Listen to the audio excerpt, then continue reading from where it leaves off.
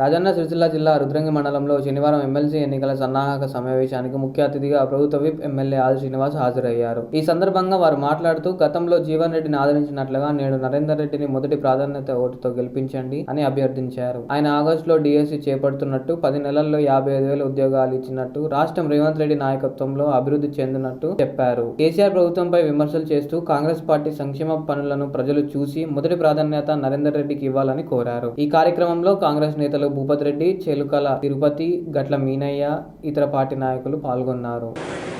రాష్ట్రంలో కాంగ్రెస్ పార్టీ అధికారంలో ఉంది కాబట్టి కాంగ్రెస్ పార్టీ బలపరిచిన వ్యక్తికి మనం మద్దతు ఇచ్చినట్టయితే మీ ఉద్యోగాల సమస్యలు కావచ్చు, ఇంకేదన్నా దానికి సంబంధించిన ఎలాంటి సమస్యలున్నా తీర్చుకోవడానికి ఈ మన బలపరిచిన నరేందర్ రెడ్డి గారు అయితేనే గెలిస్తేనే మీ సమస్యలు తీర్చడానికి కోరుకుంటున్నాను.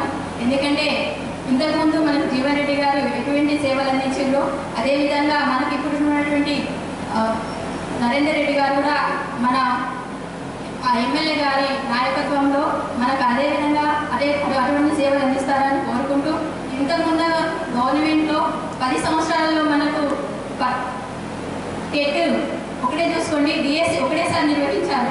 అదేవిధంగా టెట్ చూసుకుంటే 2 సార్లు 10 సంవత్సరాలు 2 సార్లే నిర్వహించారు. అటువంటిది ఇప్పుడు మన గవర్నమెంట్ కాంగ్రెస్ ప్రభుత్వం వచ్చిన తర్వాత సంవత్సరంలోపే టెట్తో పాటు టెట్ 2 సార్లు నిర్వహించి డిఎస్సి కూడా మనకు నిర్వహించి 11,000 జాబులు అలర్ట్ చేశారు. మేదక్ 4 జిల్లాలలో మరి ఎలక్షన్లు ఉంటుంది.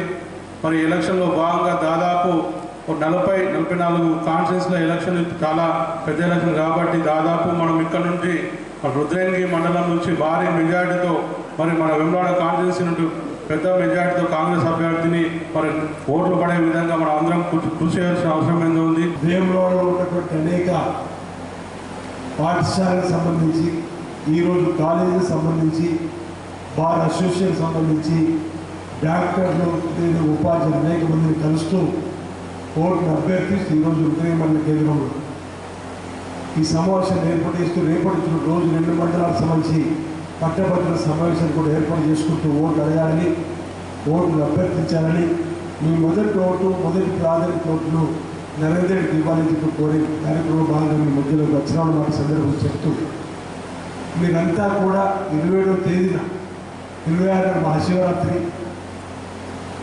ఆ తెల్లవారి జాతర ఉన్న సందర్భంలో కూడా ఉపవాస దీక్షను ముగించుకొని 27 అంతా కూడా పోలింగ్ బూత్ వెళ్ళి మొదటి ఓటును నరేందర్ రెడ్డికి ఇవ్వాల్సిందిగా ఈ సందర్భంలో మీ అందరూ కూడా పేరున పట్టభద్రులు కోరుతా ఉన్నాం. ఆలోచన చేయవలసిన అవసరం కూడా ఉంది. ఈరోజు నిరుద్యోగ యువత కానీ ఉద్యోగస్తుల కోసం కానీ ప్రభుత్వం చేస్తున్న మేలు, కాంగ్రెస్ పార్టీ ప్రభుత్వం చేసిన మేలు ఒకసారి గుర్తు చేసుకుంటే